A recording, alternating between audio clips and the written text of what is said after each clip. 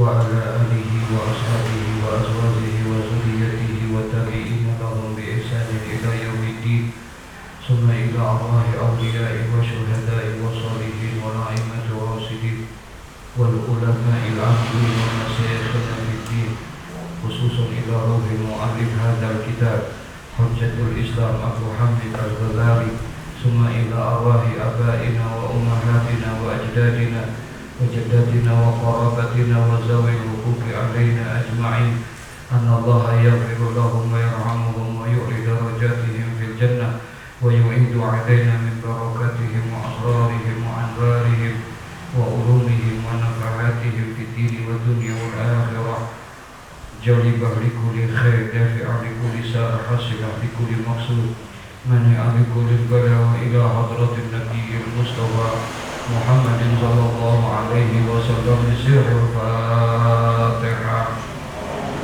أعوذ بالله من الشيطان الرجيم بسم الله الرحمن الرحيم الحمد لله رب العالمين الرحمن الرحيم مالك يوم الدين إياك نعبد وإياك نستعين اهدنا الصراط المستقيم صراط الذين أنعمت عليهم غير المغضوب عليهم ولا الضالين.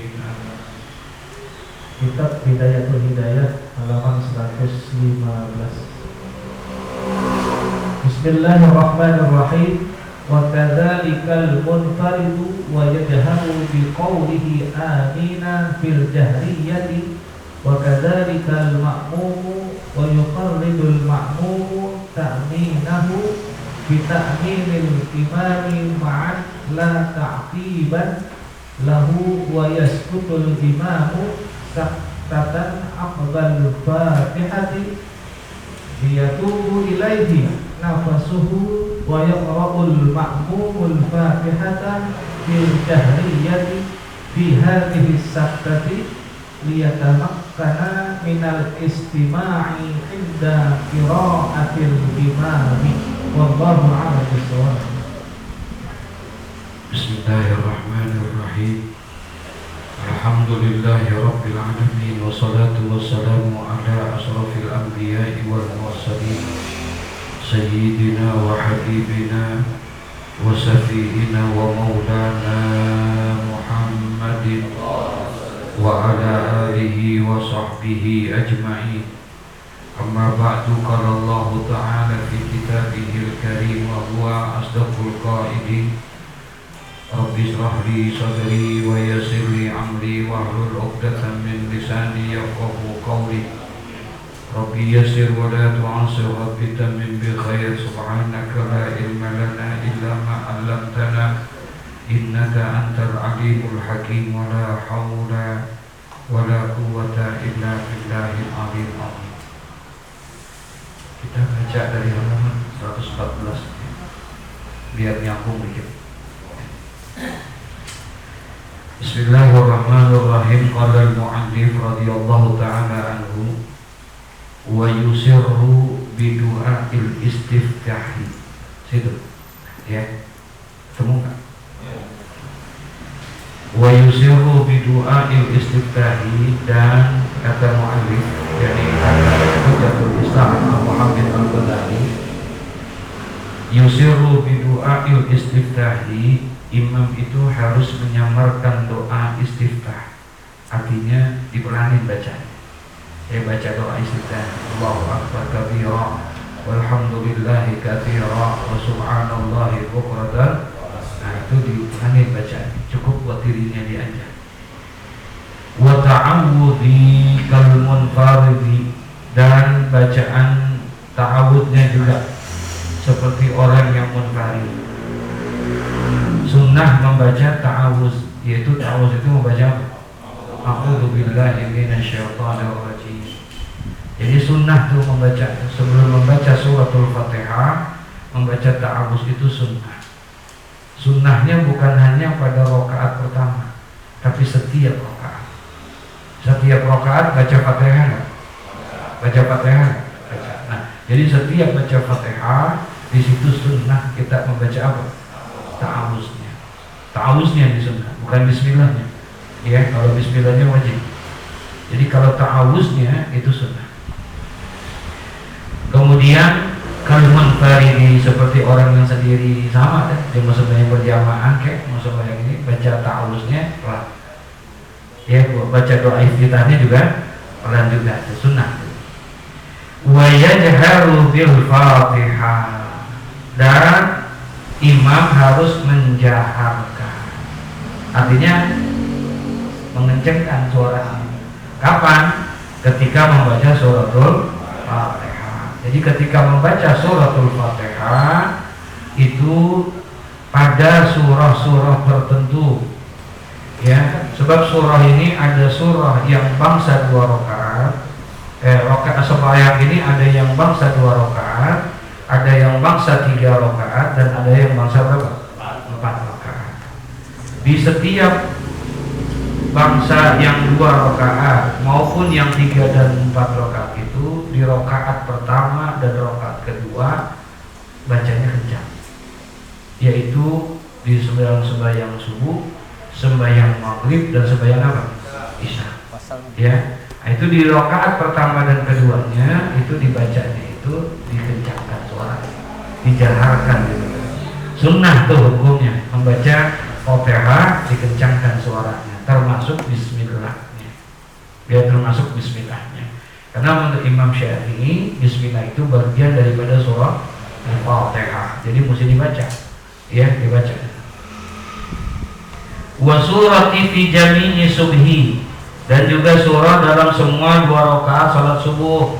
Kalau salat subuh kan 2 rakaat, berarti rakaat pertama dan keduanya tetap dibacanya jahar. Ya, dibaca jahar Fatihahnya. Ya. Begitu juga surahnya jahar juga dibacanya. Ya. Wa awwalil maghribi wal isya'i, dan juga pada 2 rakaat di dalam salat maghrib dan salat isya. Gitu. Ya, tetap dibaca. Sekalipun dia mengqadha, sunnah juga. Ya, mengqadhanya itu dari mengqadha, misalnya dia qadha sembahyang maghrib, sunnah itu dijaharkan. Ya, sebagian ulama sekalipun dia mengqadhanya di waktu yang tidak jahar. Misalnya qadhanya di waktu apa? Siang, di waktu zuhur. Ya, di waktu zuhur ataupun di waktu asar misalnya. Dia di waktu zuhur gitu. Nah, dia mengqadha nih misalnya. Itu boleh tuh dia menjaharkannya kalau dia mengqadha sembahyang yang jahar. Paham nggak maksudnya? Sembahyang maghrib ataupun sembahyang isya, dia zuhur tapi qadhanya di waktu apa? Di waktu zuhur qadhanya. Kan seharusnya qadha kalau sembahyang zuhur jahar apa sir? Sir. Nah, dia boleh tuh di situ. Begitu juga sebaliknya, yang sembahyang sir, mengqadha sembahyang sir dikerjakannya di waktu jahar, malam nih misalnya. Ya, dia kerjain di waktu malam, sunnah juga tuh untuk menjaharkannya, karena menghormati daripada apa? Waktu malamnya itu. Ya, jadi boleh tuh balik.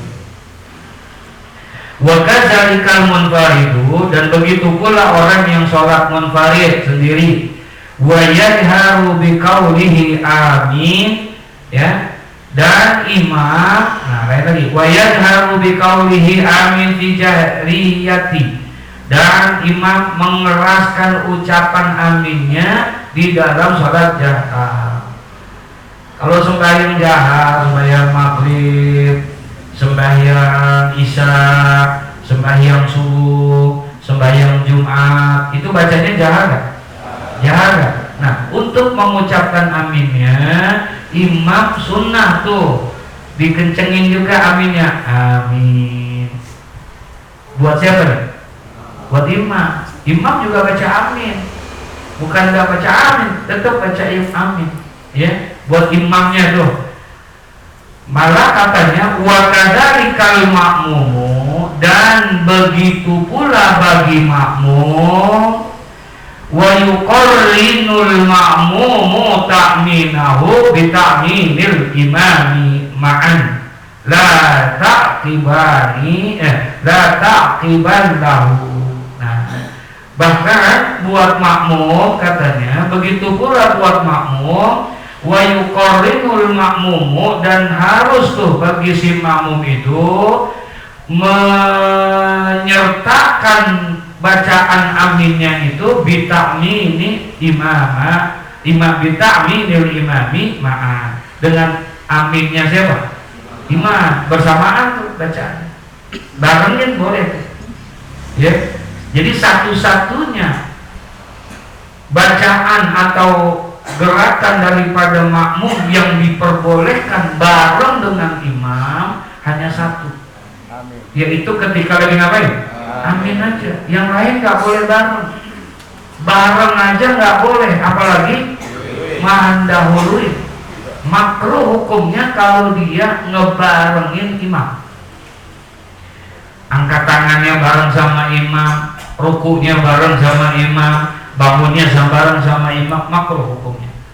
Haram hukumnya kalau seandainya dia mendahulukan siapa? Imam. Nggak boleh. Walaupun tidak membatalkan sholatnya, kecuali dia mendahulukan daripada dua gerakan fi'liyah. Paham gak? Imam masih ruku, dia udah iktidal, dia udah sujud, padahal imam masih apa? Nah itu berarti ada dua gerakan didahulukan, dua gerakan fi'li dikerjakan mendahulukan imam, nggak boleh, batal tuh sholat berjamaahnya ya. Kecuali dia mufaroqah, batal dia berjamaahnya tapi sah sembahyang sendirinya karena dia sudah apa? Mufaroqah, udah berpisah dengan imam, sudah memisahkan diri dengan imam. Nah, jadi satu-satunya yang diperbolehkan untuk mengucapkan bareng dengan imam itu, makmum dengan imam itu adalah hanya pada saat apa? Amin. Amin. Udah itu aja. Amin. Jangan duluin malah. Ini baru walaupun di belakang kan? Ada nggak yang begitu? Jangan itu. Ya, dahulukan, nggak boleh, makruh kita seperti itu. Nah jadi ngebarengin kata-kata amin itu boleh, ya. Bahkan bareng dengan aminnya para malaikat, karena yang di situ mengaminkannya bukan hanya makmum doang, tapi siapa? Para malaikat, ya. Makanya waktu Sayyidina Abu Hurairah radhiyallahu taala anhu, ketika beliau terlambat melaksanakan sholat isya berjamaah, kemudian dia kerjakan itu sholat berjamaah di rumahnya berapa kali? 27 kali dia. Ya, jadi waktu itu dia sembahyang maghrib berjamaah, kemudian dia ada urusan, dari tengah perjalanan usul atau kerjaannya lagi kerjain, tiba-tiba suara apa? Azan, ada suara azan isya. Nah kemudian dia tinggalin, dia pergi menuju masjid untuk melaksanakan sholat berjamaah. Sampai di masjid ternyata sholat isyanya udah selesai. Dia tanyain tuh orang yang di pinggir masjid, semuanya udah sembahyang. Diketokin pintu-pintu rumah di sekitar masjid, semuanya udah sembahyang, ya, semuanya udah sembahyang. Padahal boleh tuh dia minta tolong, namanya i'adatus shalah, yang mengulang sholat, boleh tuh, ya, dapat pahala tuh yang nolongin. Walaupun dia tadinya udah sholat, minta tolongin kita berjamaah boleh, ya, colek kita, minta tolong, gitu. Tolong supaya temenin aja jamaah. Maksudnya supaya dapat pahala apa? Berjamaah. Nah, kalau dia sembahyang ada tuh sholat seperti itu, maka si imam itu wajib tuh mengucapkan imamannya. Usolli fardhu zuhri arba'a raka'atin, adaan imamannya itu buat imam kalau sembahyangnya apa? Mengulang seperti tadi itu, ya. Kalau yang lain sunnah kecuali Jumat. Mengucapkan imaman bagi imam itu hukumnya sunnah saja. Zuhur, asar, maghrib, isya, subuh, buat imam ngucapin imaman sunnah. Tapi kalau buat makmum ngucapin makmumannya wajib. Buat makmum nih wajib nih. Kalau dia mau berjamaah, usolli fardhu zuhri arba'a raka'atin adaan makmuman, tuh makmumannya wajib tuh. Kalau dia berjamaah, kalau dia nggak berjamaah, walaupun bareng sama imam, itu tidak tertulis sebagai sholat berjamaah. Karena syarat berjamaah itu harus ada apa? Ada imam dan ada makmum, dan dia tidak menyatakan diri sebagai menjadi makmum. Padahal niat di situ hukumnya apa niat? Wajib. Jadi kalau buat si makmum wajib menyatakan makmuman. Kalau buat imam enggak, sunnah. kecuali satu tadi sembahyang Jumat atau i'adatul sholat buat imam. Nah, Imam Abu Hurairah pernah tuh ketika dia begitu, akhirnya kalau udah semua, akhirnya dia pulang. Dia sembahyang isya lah pada saat itu di rumahnya sebanyak 27 kali. Kenapa kok 27 kali? Karena Nabi mengatakan sholatul jamaah afdalu min sholatil fajri bisa wa isrina darajah. Sembahyang berjamaah itu nilainya 27 kali dibandingkan dengan orang yang tidak berjamaah. Dia gak mau kehilangan itu, makanya dia gantilah sembahyangnya sebanyak 20. Masya Allah. Ada yang model begitu kita? Hah? Kalau melihat tampangnya sih.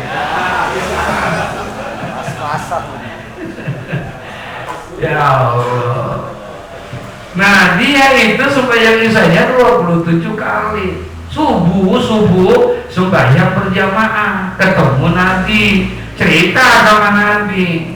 Kata Abu Hurairah, ya Rasulullah, semalam maghrib saya berjamaah, terus saya sembahyang isanya terlambat, sehingga saya nggak berjamaah karena udah urusan bla bla bla bla bla. Itu. Akhirnya saya tanyain semuanya orang udah pada berjamaah. Akhirnya saya sembahyang di rumah isya 27 kali untuk mendapatkan pahala itu. Nah, saya mau tanya ya Rasulullah, apakah sembahyang saya yang 27 kali itu sama dengan orang yang sembahyang dengan berjamaah? Kata Nabi, tidak. Padahal nilainya sama kan? 27. Kata Nabi Muhammad, tidak sama ya Abu Hurairah, karena orang yang sembahyang berjamaah itu di dalam sembahyang berjamaah bukan hanya ada makmum, bukan hanya ada imam, tapi di dalamnya ada siapa? Para malaikat.